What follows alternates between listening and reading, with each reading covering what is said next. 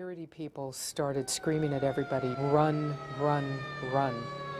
Get away from the building, run up the highway. Hundreds of people started running up the highway, thinking another plane was headed for them. We're seeing members of Congress are walking by us here on the sidewalk. The Senate and the House were both in session that morning, and people started pouring out. And I turned to a guard, and I said, "What's going on?" And he said, "There's a plane, and it's headed this way." And at that point, we started running. Stay away from the Capitol, James! And I remember thinking to myself, how far away do I have to be from the Capitol to not die? Just go out of the media area of the Capitol, down Pennsylvania Avenue. I was standing on the sidewalk about 3 blocks away from the Capitol, and all these members of Congress were walking by me. One person I talked to a lot is the spokesman for the Speaker of the House. And I said, "Where's the Speaker?" And he said, "He's not here."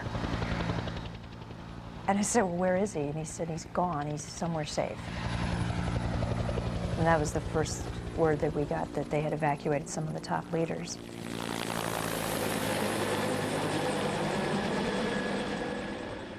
Hard to describe in the sense that it's not something you can grab and put your hands around, but everything was different.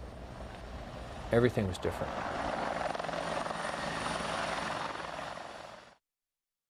The building's exploding right now. You got people running up the street.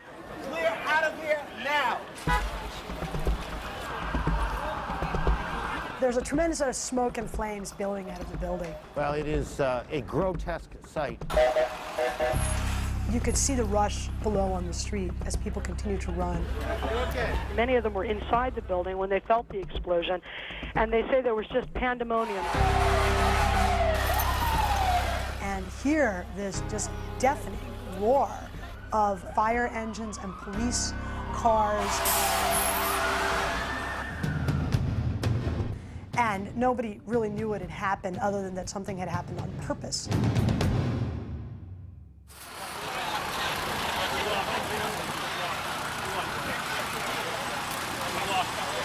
We just started wandering around the city streets.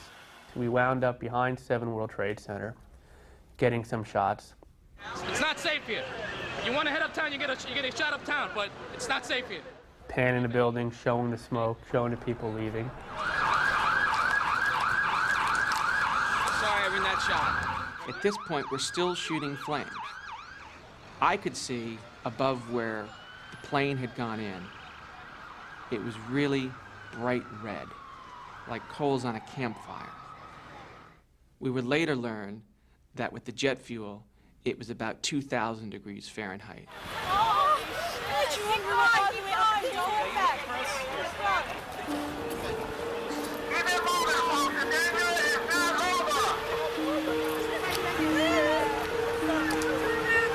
The Trade Center is so tall and it looms over you that it looks like you're almost on top of it when you're looking up at it.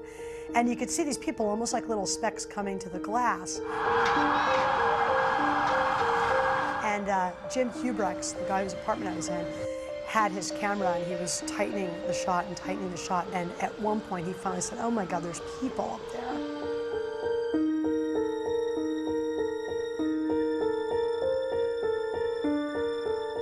And some of them were waving what looked to be maybe shirts or jackets out the window, trying to get somebody's attention. I remember his daughter and his wife were there, and they kept remarking that maybe they were waving for help, maybe there was a net, or maybe there was like a helicopter or a plane, and there was some kind of a rescue operation. And then suddenly, you saw people one after the other jumping out the window.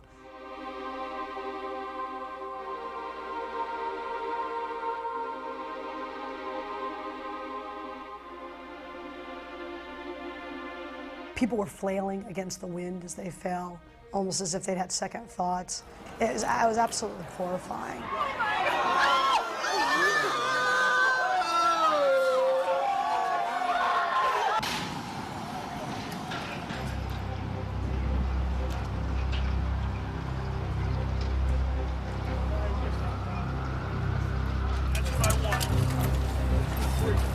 Ready, Mo?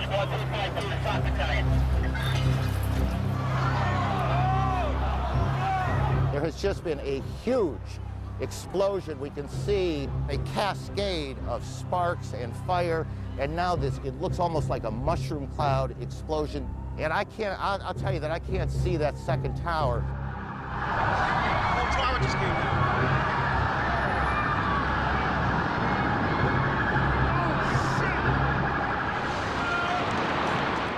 There was this wall of smoke that just came up over the top of the buildings, good 20, 30 stories tall, like a tidal wave.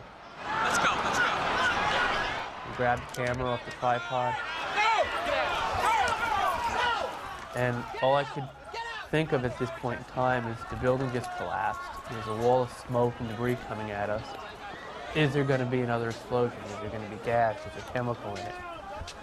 And we ran. The whole building! It's all closed. Everybody, we're in good shape. Emma's room. There was this tumbleweed of debris that came at the building. And the building had all glass windows. So as the debris was coming toward me over the tops of everything, the brightness of the sun was just completely blacked out. And it became almost like nighttime. And then there was just silence. And there weren't any more ambulances.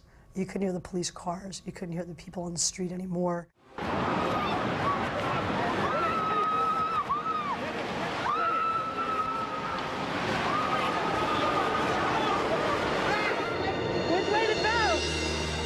Stay put.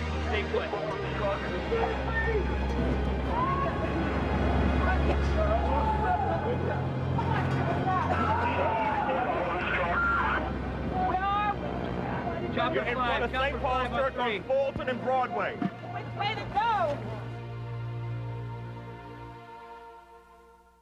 Plane crash in Somerset, Pennsylvania. We don't know if it's a big plane, a small plane, any relation to this. Plane down in Pennsylvania. Somerset County? Right, Somerset County, right. Yeah, get that map made. Another plane has crashed, this one about 80 miles south of Pittsburgh. This is United 93. This took off, was headed for San Francisco. Once again, it flew way out, all the way out toward Ohio, and then took a drastic 180-degree turn, was headed clearly toward Washington, D.C. When the crash happened in Pennsylvania. It's, I think, safe to say, a prominent target in Washington was the goal. One of the last places you would probably expect to be touched by the violence of an act of terrible terrorism like we have seen today. What we didn't know at the time was that there were 4 hijackers on board. And according to what we were able to later learn, the hijackers had taken the time to put red bandanas on their head. Armed with box cutters, they were able to take control of the cockpit and take control of the airplane.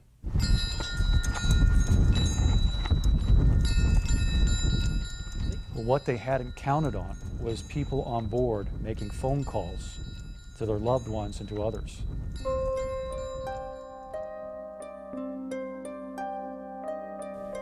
They knew then that they were next, and they decided to do something about it. They got together, they discussed it, and this is what really gets me. They voted. They voted to take back the plane. We walk around to the edge of this ridge area, which is about 300 yards from the crash site was, and I saw smoke rising up out of what looked like a small pit. The plane hit so hard that most of the pieces were crumpled in on top of itself, collapsed right there in that crater. They found the flight data recorder about 15 feet down. It was extremely loud to the point where it was almost shaking the windows in my house.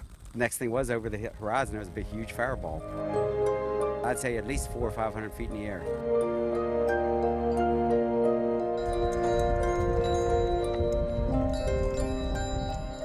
I've heard this a number of times, that Shanksville, Pennsylvania is the site of the first victory in the war on terrorism.